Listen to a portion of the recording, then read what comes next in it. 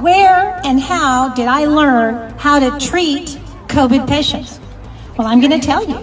I learned it from the President of the United States, Donald Trump. So, my name is Ivette Lozano. I practice medicine in Dallas, Texas, and have been doing so for the last 20 years. I am an activist, and that began when Obamacare showed up. The reason I'm here today is because I want you to know the truth about this virus. I am currently treating COVID patients in my office. Let's start just with some simple numbers, and we've heard these numbers, but I want you to think about them. 330 million people in the United States of America. 29 million people in the state of Texas. 2 million people in Dallas. 111 dead. Now, when you see those numbers, it kind of shocks you that we could stop society for 111 deaths. Let me explain how they do it. Here is how it is notified to you. 27,000 positive COVID tests, 3,000 recovered, 111 dead. Well, if 3,000 are recovered from 127,000 positive tests, that's 124,000 that have recovered, right? Because we've only got 111 deaths.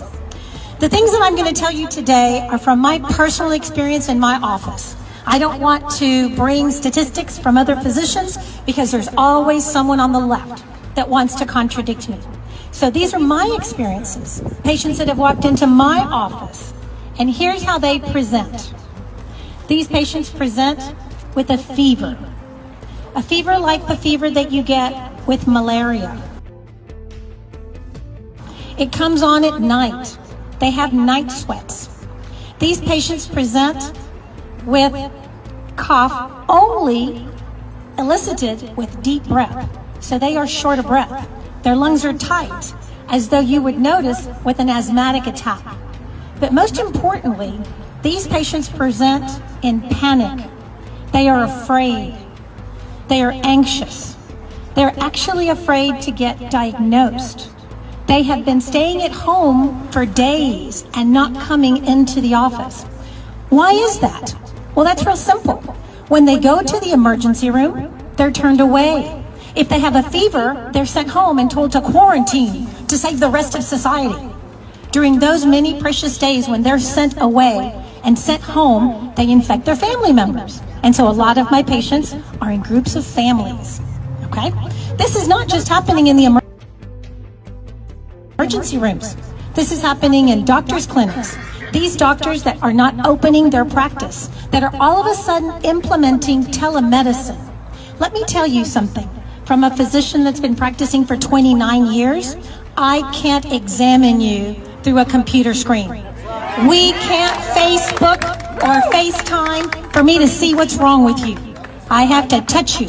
It's called a physical exam. And this is what I went to medical school, to provide care in the midst of a pandemic, not to hide in my fancy home with my fancy cars and my family. Okay, now, let's go a little step further. Let's talk about treatment, okay? You would think that I would get some kind of guidance from the American Medical Association, the Texas Medical Association, the Dallas County Medical Association. Well, I was on a live telecast, and here's what I heard from the Texas Medical Association. We need to increase visas to bring in foreign medical doctors to help us take care of COVID patients. Really? Are you kidding me? Now, the things that I tell you are personal experience. I was on that call. Needless to say, that was my last call, right? Okay, so where and how did I learn how to treat COVID patients? Well, I'm going to tell you.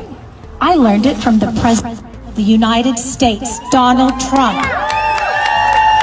So, when this pandemic started, President Trump was giving daily interviews to the media. And he came across, because you realize as President of the United States, he's dealing with heads of states of other countries. And he came across a treatment protocol that had been successful in France. Yes, one doctor had treated 29 patients, and every single patient had survived, and every single patient had improved. And President Trump thought that that was newsworthy. God forbid he share that with doctors. We didn't receive any advance from the local medical agencies that we all pony up our money to belong to and become members of. So I wrote these things down. I wrote these medications down. And I waited and waited for my COVID patients that just didn't come in. Because you see, they were going to hospitals and emergency rooms, and they were going to employee clinics looking for treatment, and they were being sent home and told to quarantine for 14 days. Don't come out. Protect the community. Well, what about them? What about their health? So they started slipping through the cracks and calling me. Are you open? Hell yes. Can I come in? Absolutely. That's what I make the big bucks on. And as they came in, I implemented the only thing that I had heard that had worked in other countries, countries that had been inflicted with this virus before we even knew its name. And so I wrote a prescription, and I sent them home. And I added a little bit to the protocol that President Trump gave, as I'm a physician, and it's called the practice of medicine. So I gave them a couple of shots. Yes, antibiotic shots in the butt. Not one single one denied them. And guess what I found? To my surprise, the very next day, they were all amazingly better. I was actually surprised. Within 24 hours, the patient was completely symptom-free. And here's the take-home message for all of you. It's called hydroxychloroquine. Hydroxychloroquine. It costs $13. $13. It's been on the market for 60 years. It is the candy for lupus. It is considered a vitamin for arthritis patients. And for some reason, those bureaucrats that are standing next to our president that think that they know more about medicine than I do are telling me I can't use it. In fact, not only are they telling me I can't use it, in 2 states it's completely illegal to prescribe this, right? Most of my colleagues are afraid to use it because the agencies that they work for have told them that the risk is too high. Liability, it hasn't been FDA approved. Well, FDA can approve you know what on my behind. I have patients at Lozano Medical Clinic that are cured of this disease. I have patients that recovered within 48 hours. In fact, the illness that they had was more caused by the stress and the fear of the propaganda that's being spewed on the news media than by the actual virus. That's right. Okay, now I'm going to shock you a little bit more. After my first or second or third script to the pharmacy, which again, readily available, $15 for hydroxychloroquine, $15 for Zithromax, I got a phone call from the pharmacist. He wanted to talk to me.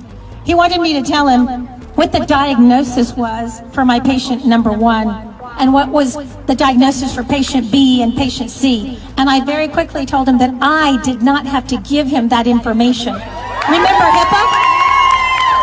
Wait a minute, it gets worse. Here's what the pharmacist told me. I'm not going to prescribe this. I'm not going to fill it. I'm not going to dispense it without a diagnosis. I told him, this is privileged information between me and the patient. Your job is to put the pills in the bottle. That's right. Here's what I found out. Remember we talked about the freedoms and the liberties that we're losing without you and me even knowing that we're losing them? Okay, here it goes, guys. Every time you go to the pharmacy board has stated that those 2 prescriptions, starting in early March, will not be dispensed by a pharmacist unless it comes with a diagnosis. Now, I have fought with them. I have yelled at them. I've slammed the phone at them. I've called political leaders such as Senator Bob Hall to fight the pharmacy board with me. We have made, Bob Hall, we have made progress, but to no avail. If I do not give a diagnosis, this medication that is life-saving, in my opinion, will not be dispensed by the pharmacist. His hands are tied. Now, gets even a little worse than that, because I figured out how to get around that. And I'll tell my fellow physicians, you want to prescribe hydroxychloroquine? Patient has hypertension. You want to prescribe hydroxychloroquine? All they want is a diagnosis. How about diabetes? You want to prescribe hydroxychloroquine? Hey, let's do cholesterol, right? There we go. And trust me, I've been on the phone with the pharmacy board. I've left messages. So that's how I'm going to do it, because I swore to protect the identity and confidentiality of my patients. And I will continue to do that. Now, I think when we do things that are incorrect, we need to be thrown under the bus. So here's the latest from the medical field, okay? If you have a prescription for hydroxychloroquine, and you happen to want to fill this at Walgreens, and yes, I want Walgreens and their administrators and administrative offices to hear me, they have instructed their pharmacist to give you a friendly call and to let you know they more than welcome come in through the drive-through. You're not welcome to come into their stores. If you're taking a prescription for hydroxychloroquine, they're going to personally call you and tell you that they want you to come through the driveway. Well, you know what? Maybe later they'll ask you to wear a yellow star on your shirt. Seriously? So, starting last week, when I discovered that this was renowned upon Walgreens, I've decided and encouraged all of my patients to go elsewhere. Now, here's what I told the pharmacist. I am from the time of AIDS. A general surgeon by training. When we went into the operating room, we didn't have a good test for HIV. So all of us assumed that every single patient on that surgical table was infected with HIV, and we protected ourselves appropriately. I don't believe that we need to discriminate because patients have contacted this virus, which, as was stated, is 98% treatable with no medication. 98% of people recover. For those 2% that are sick, the President of the United States has given us a phenomenal protocol that I'm telling you, in my patient population, between the ages of 30 and 55 are responding phenomenally, okay? So here's how we're going to treat our COVID patients. I'm going to treat every patient walking into the office as though he has COVID.